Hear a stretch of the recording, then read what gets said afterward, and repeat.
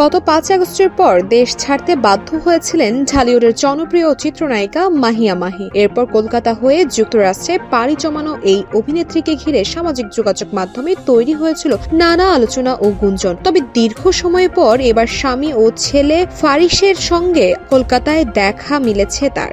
সম্প্রতি সামাজিক যোগাযোগ মাধ্যমে ছেলে ফারিসকে নিয়ে বেশ কিছু মুহূর্ত শেয়ার করেছেন মাহিয়া মাহি। কখনো ছেলের সঙ্গে ঘুরে বেড়ানো, কখনো খেলাধুলা, আবার কখনো হাসি মুখে কাটানো ব্যক্তিগত মুহূর্ত, সবকিছু এখন ভক্তদের নজর কাটছে। সন্তান জন্মের পর থেকে অভিনয়ে কিছুটা অনিয়মিত হয়ে পড়েন মাহি। সবিজের ব্যস্ততার চেয়েও ছেলেকে সময় দেওয়াকেই বেশি গুরুত্ব দিতে দেখা গেছে তাকে।